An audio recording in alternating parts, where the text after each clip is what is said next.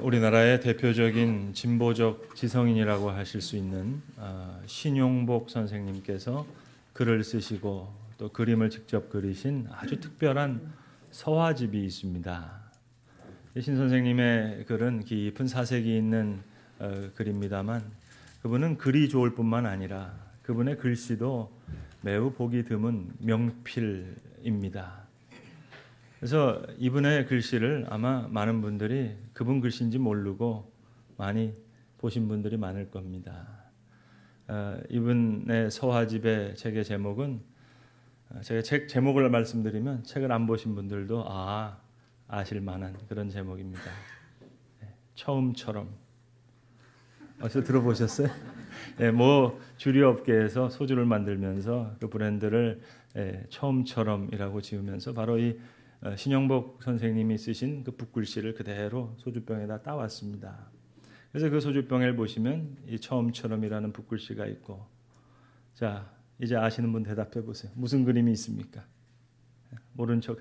새 한 마리가 날아가고 있고 그리고 이렇게 초록색으로 새싹이 그려져 있어요. 사실은 소주병에는 어울리지 않는 아주 고매한 뜻을 가지고 있는 그런 생각, 그런 글이라 하겠습니다. 그 신 교수님의 처음이라는 글은 이런 그림입니다. 이런 글입니다. 처음처럼, 처음으로 하늘을 만나는 어린 새처럼, 처음으로 땅을 밟는 새싹처럼, 그렇게 하루가 저물어가는 어느 겨울 저녁 무렵에도 그렇게 늘 새봄처럼, 아침처럼, 처음처럼 그렇게 살 수만 있다면 얼마나 좋겠느냐 하는 겁니다. 이렇게 이야기하시면서 신 교수님은 그 글을 이렇게 맺고 있습니다. 산다는 것은 수많은 처음을 만들어가는 끊임없는 시작입니다. 소주병에 어울리기보다는 한편의 설교와 같은 그런 깊은 사색이 있는 글이라 하겠습니다. 늘 새봄처럼, 아침처럼, 처음처럼, 하늘을 만나는 어린 새처럼, 처음 땅을 밟는 새싹처럼, 여러분 그렇게 기도할 수만 있다면, 그렇게 예배할 수만 있다면, 그렇게 하나님을 사랑할 수만 있다면 얼마나 좋겠습니까? 오늘 본문의 이야기가 바로 그 이야기입니다. 레위기는 여러분 아시는 대로 거의 모든 부분이 여러 제사에 대한 규례를 기록하고 있는 책입니다. 그래서 1장부터 시작해서 계속 나오는 얘기가 소는 어떻게 잡아들이고 양은 어떻게 잡아들이고 법도와 규례에 대한 이야기가 나옵니다. 다시 말씀드리면 사건에 대한 기록은 거의 없어요. 사건에 대한 기록 없이 법도와 규례에 대한 거의 대부분을 할애하고 있는 그런 책인데 바로 오늘 본문에 한 사건이 나옵니다. 그러니까 이건 그냥 넘길 만한 그런 사건이 아닙니다. 대단히 중요한 사건이라 하겠습니다.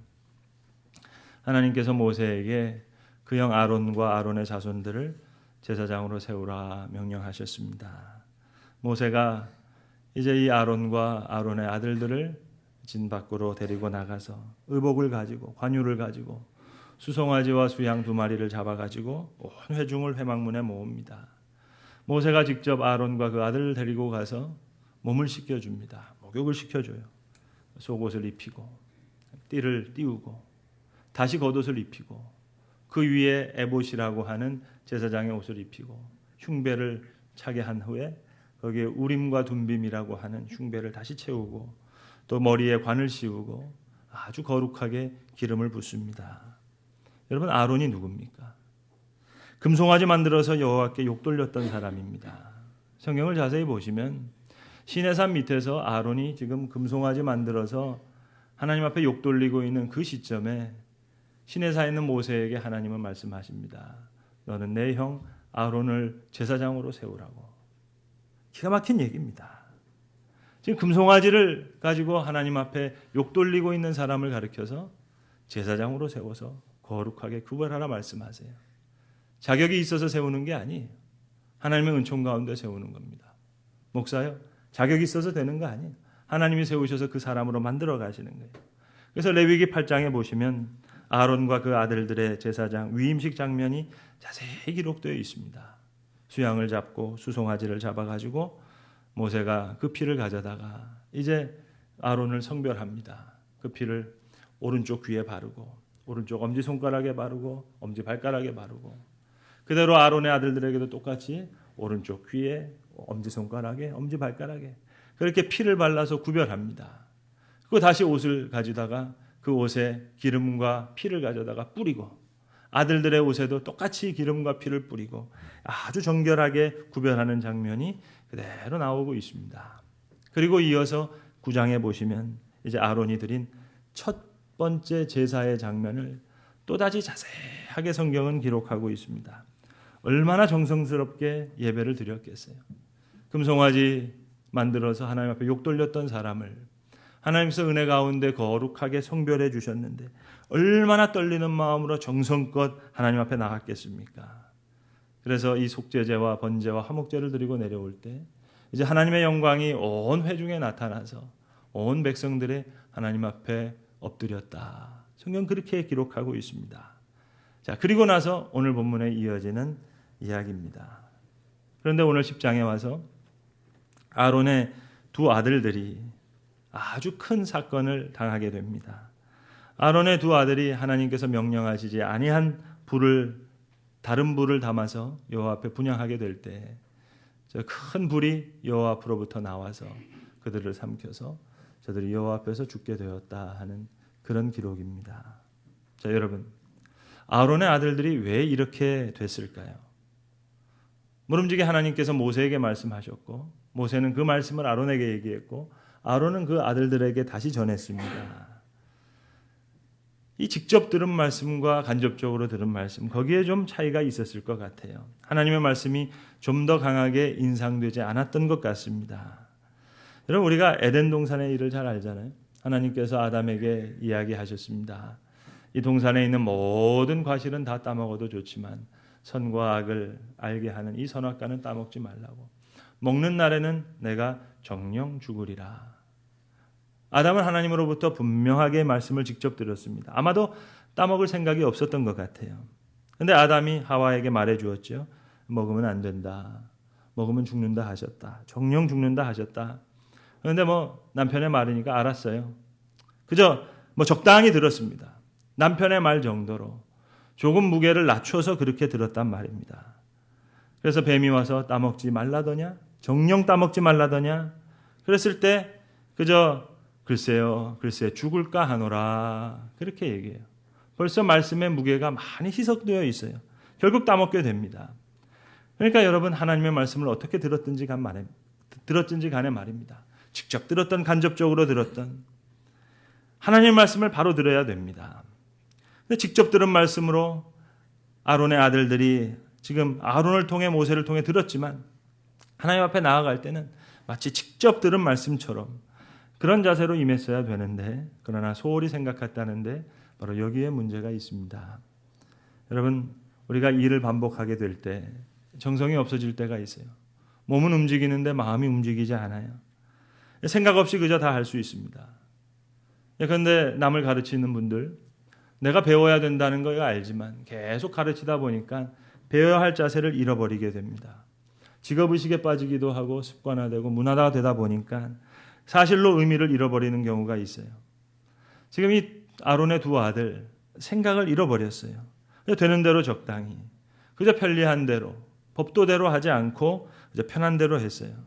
하나님 앞에 분향하는 거 대충 하면 되지 편리하게 생각하다가 지금 하나님 앞에 경건을 잃어버렸습니다. 반복되는 일 가운데 소홀히 여기게 되고 정성과 마음이 떠나갔어요. 여러분이 교회에서도 보세요. 교회 일 처음 하는 사람 경건합니다. 그런데 우리 예배 시간에 대표 기도를 한번 해보세요. 일생에 처음 기도할 때 많은 분들이 그랬어요. 목사님 하늘이 노랗고요. 하늘이 빙빙 돌고요. 일주일 동안 그저 밥이 어디로 들어가는 건지 너무 긴장돼 가지고 이게 말도 더듬고 이게 너무 어렵다는 거예요. 애써서 기도했어요. 근데 10년, 20년 그러다 보니까 그저 기도한다 해도 준비 없이 오늘 기도인가? 어느 사이에 두려움도 없이 경건도 없어졌어요. 하나의 매너리즘에 빠지게 됐습니다. 하나님 이걸 원치 않으세요. 오늘 하나님께서 분명히 말씀하십니다. 나는 나를 가까이 하는 자 중에서 내 거룩함을 얻으리라. 가까이 하는 자 중에서 내 거룩함을 더 온전히 나타내겠고 온 백성 앞에서 내 영광을 나타내리라. 자, 가까이 하다 보니까 그런데 오히려 더 업수히 여기게 됐어요. 여러분, 목회학에서 굉장히 중요한 얘기입니다. 자, 교인과 목사님이 친해졌어요. 친해진 것까지는 좋은데 그 다음부터는 설교가 설교로 들리지 않습니다. 설교가 농담처럼 들려요. 어떻게 하면 좋죠? 그래서 교역자가 교인들과 함부로 만날 수가 없습니다. 아주 꼭 만나야 할 시간에 만나야 하겠고 또 이게 같이 뭐 놀러 다닌다, 운동한다 이렇게 해놓다 보니까 문제가 생겼어요. 나는 나를 가까이 하는 자로부터 거룩함을 인정받으리라. 중요한 얘기입니다. 하나님 가까이 하면서 교회 생활하면서 오래 반복하면서 그만 경건을 잃었어요. 거룩함을 잃어버리는 결과가 되었어요. 그래서 여러분 우리가 주의 일은 늘 항상 내 생에 제일 처음인 것처럼 처음 있는 것처럼 처음 예배에 나온 것처럼 아니 내 생에 마지막인 것처럼 오늘이 내 생에 오늘 교회에 나서 예배할 때도 내 생의 마지막인 것처럼 말입니다. 여러분 간혹 그런 경우가 있어요. 좋은 얘기는 아닙니다만 교회를 허는 자리에 서시는 분들 흔히 말하는 교회에 좀 문제 있는 분들 그분들을 가만히 보면 말입니다. 그분들 중에 태반이 장로님 아들, 목사님 아들이에요. 혹은 목사님 학교 동창. 그런 경우가 많아요.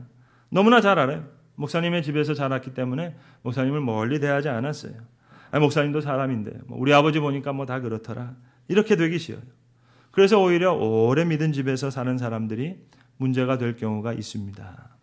자, 오늘 아론의 두 아들들이 제사드리다가 죽었다. 왜 이래야 했겠습니까?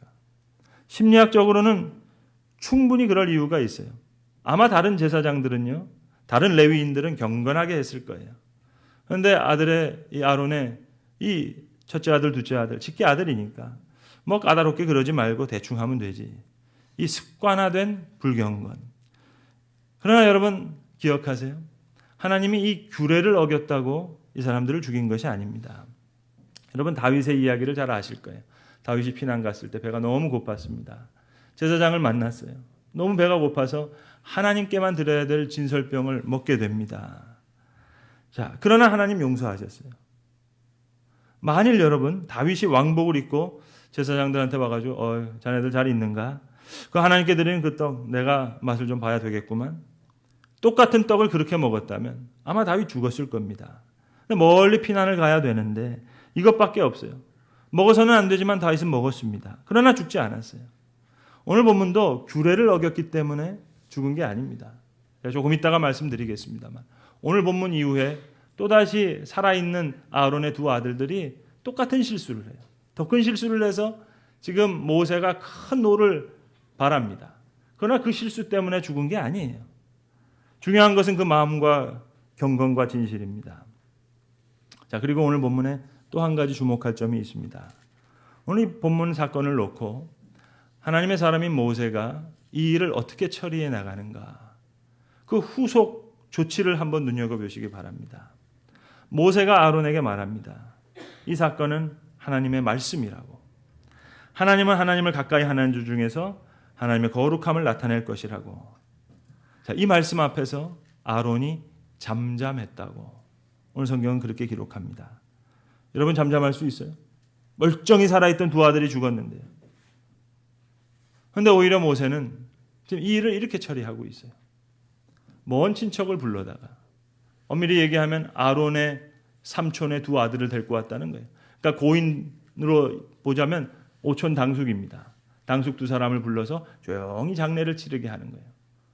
수의도 입히지 말고 입은 그대로 진 밖으로 진영 밖으로 나가라. 그리고는 아론과 그 형제들, 가족들에게는 분명히 얘기합니다. 울지도 말라는 거예요. 머리도 풀지 말라. 옷도 찢지 말라. 이렇게 뭐 멀쩡한 아들이 죽나니 왜 이렇게 무참하게 죽었나. 그런 생각하지 말라는 거예요.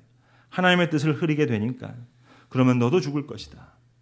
죽음을 면하라. 여호와의 올바른 뜻이 여기 나타났다고 중요한 교훈으로 삼고 경건한 가운데 행할 것이다.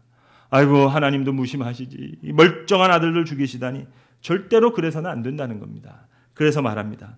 너희는 머리를 풀거나 옷을 찢지 말라. 그리하여 너희가 죽음을 면하고 여호와의 진노가 온 회중에 미침을 면하게 하라. 장례식은 오촌당숙 2명 불러서 조용하게 치르고, 그리고 아주 강하게 얘기합니다. 오직 너희는 너희 형제 이스라엘 온 족속과 함께 여호와께서 치신 그 불로 말미암아 슬퍼할 것이다. 너희의 불신앙, 너희의 불경건, 그것을 슬퍼하라는 겁니다. 엄청난 말씀이죠. 엄청난 얘기죠. 이 사건을 귀한 말씀으로 받고 하나님 원망하지 말라는 거예요. 더 놀란 것은 모세의 이 말을 듣고 형 아닙니까 아론이? 잠잠했다는 거예요. 잠잠히 그 말씀을 들어요. 엄청난 신앙이죠. 엄청난 경건이죠. 동생인데 여러분 멱살 한번 잡을 수 있는 거 아닙니까? 야, 너 말이라고 그렇게 할 수 있냐? 입이 터졌다고 그렇게 말할 수 있어? 네가 그럴 수 있어? 아니요. 아론은 잠잠했어요. 이제 여호와께서 아론에게 직접 말씀하십니다. 그전에는 모세를 통해서 말씀하셨어요. 그런데 이제 비로소 아론에게 직접 말씀하십니다. 너는 너와 내 자손이 회막에 들어갈 때 포도주와 독주를 마시지 말게 하라. 그리하여 너희 죽음을 면하라. 여러분 무슨 말씀입니까? 거룩한 규례를 따라 경건을 잃지 말라는 거죠. 그리하여야 너희가 속된 것을 잘 분별하고 부정하고 정한 것을 분별하리라. 이는 너희가 대대로 지킬 영영한 규례라. 이렇게 아론에게 직접 말씀을 주십니다. 성도 여러분, 이 말씀은 우리도 대대로 지킬 영영한 규례입니다. 사도 바울이 고린도전서 9장 27절에서 유명한 말을 하지요. 내가 내 몸을 쳐서 복종케 하면, 내 몸을 친다는 거예요. 하나님의 사람 사도가, 그 위대한 사도가 내가 내 몸을 쳐서 복종케 하면 내가 남에게 전파한 후에 자신이 도리어 버림을 당할까 두려워함이라. 여러분 하나님의 일하는 사람 늘 경건하게 한평생 일할 겁니다. 두려운 마음으로 거룩한 마음으로 정성을 다해서 조금이라도 사람에게 보이려는 마음이 아니라 깨끗하게 말입니다. 성도 여러분, 사랑한다는 말의 반대말이 뭔 줄 아십니까? 사랑한다의 반대말. 미워한다? 무관심? 아니요. 사랑한다의 반대말은 사랑했었다입니다. 어떤 분들은 목사님, 제가 왕년에 예수 잘 믿었는데요. 하나님의 일 정말 열심히 했습니다. 그래 여러분, 그걸 가지고 사랑이라고 말하겠어요? 사랑한다의 반대말은 사랑했었답니다. 그럼 제가 청년부를 좀 이렇게 담당해서 이렇게 보면 말입니다. 그 대학부랑 청년부도 나이 차이가 별로 안 나는데 그 차이가 나더라고요. 어떤 차이인고 하니 일단 의식의 세계가 좀 달라요. 의식이 더 새로운 것 같아요. 젊을수록. 그래서 대학부 학생들은 목사님 어디 서해를 가도 동해를 가도 남해를 가도 목사님 이 바다 색깔이 어쩜 이렇지요? 막 깔깔깔깔깔깔깔 그렇게 항상 이렇게 이게 젊다는 겁니다. 이게 은희들의 생각이에요. 근데 근희들은 달라요. 은희는 젊은이고 근희는 늙은이에요. 늙은이, 늙었다는 건 여러분 주름살이 많다는 게 아닙니다. 의식이 새롭지가 않아요. 허리가 굽었다는 게 아니에요. 제주도 바다건 인천 바다건 그냥 완전히 도가 텄어요. 물은 물이요 산은 산이다. 그 바다가 그 바다지. 빨리 그냥 밥이나 먹고 빨리 가자는 거예요. 그래서 이 바다건 저 바다건 방에 틀어박혀서 고스톱 치는 겁니다. 의식이 새롭지가 않아요. 여러분 처음으로 하늘을 만나는 어린 새처럼, 처음으로 땅을 밟는 새싹처럼, 그렇게 늘 아침처럼 새봄처럼 처음처럼 그렇게만 살 수 있다면 얼마나 좋겠습니까? 그렇게 기도할 겁니다. 그렇게 예배할 겁니다. 그렇게 하나님을 사랑할 겁니다. 자, 오늘 본문 이후에 또 하나의 사건이 나와요. 중요한 것은 하나님의 법도대로 규례대로 예배하지 않아서 아론의 두 아들이 죽었는데 아론과 살아있는 남은 두 아들이 앞불사 또 실수를 했네요. 16절에 보면 모세가 속죄제를 드린 염소를 찾아요. 염소가 어디 있느냐 찾는데 이미 다 불살랐어요. 16절에 보시면 모세가 노를 바랍니다. 왜 불살려나는 거죠. 이거는 하나님이 제사장 먹으라고 한 건데 그때 아론이 모세에게 말해줍니다. 두 아들이 속죄제와 번제를 드렸어도 죽었는데 내가 이거 지금 속죄제물 그거 먹고 앉아있으면 하나님께서 어찌 좋게 여기셨으리요. 그러나 이건 사실 실수예요. 그래서 먹지 않고 하나님 앞에 불살랐다는 거예요. 이건 사실 주신 법도와 규례를 벗어나는 행동이었어요. 그러나 오늘 성경 마지막 절은 모세가 그 말을 듣고 좋게 여겼더라. 그러니까 여러분 하나님은 실수 때문에 규례를 어긴 것 때문에 법도를 어긴 것 때문에 그 두 아들을 먼저 죽인 게 아닙니다. 실수를 해도 법도를 어겨도 하나님의 마음이 흡족했어요. 중요한 것은 그 마음이에요. 그 사람이에요. 모세가 그 말을 듣고 좋게 여겼더라. 여기에 무궁무진한 말씀이 있습니다. 이번 설에요. 저희 집 두 아이가 세뱃돈을 받았어요. 근데 고모들이 오빠에게 10,000원씩 더 주는 바람에 아들의 총수입은 15만 원이 됐고 딸의 총수입은 13만 원이 됐어요. 하루 종일 딸 아이가 입이 이만큼 나왔어요. 제 아내가 이 딸 아이를 이렇게 달래줬어요. 토요일이 됐어요.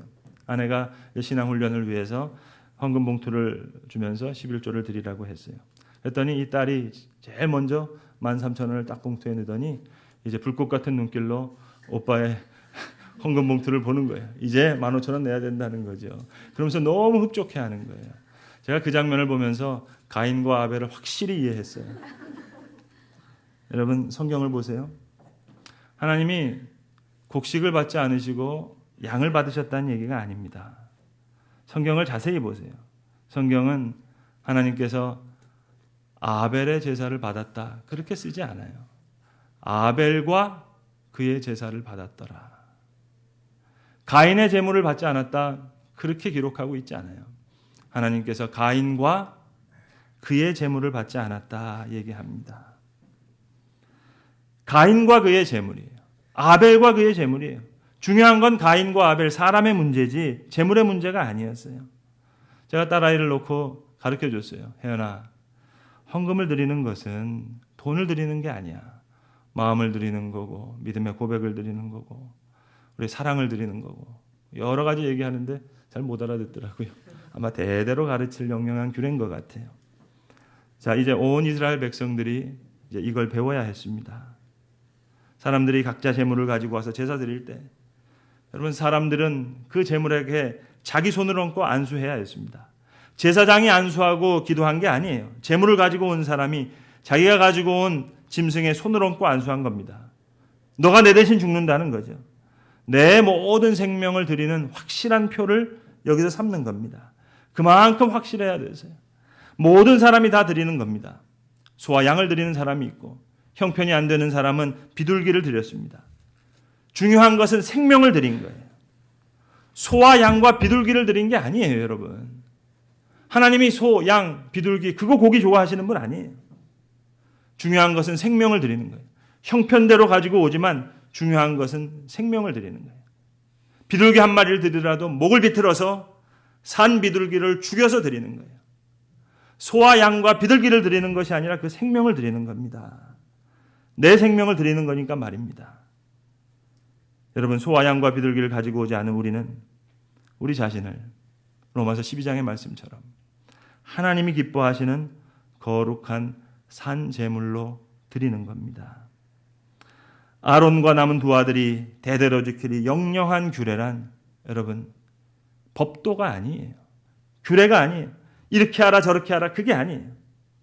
온 마음과 정성 아니 온 생명을 다해 하나님을 사랑하는 그 마음을 예배로 표현하는 그 사랑을 이제 저들은 대대로 저들이 영영이 지켜야 할 영영한 규례로 가르쳐야 했고 또 온 백성들은 그것을 배워야 했던 것입니다.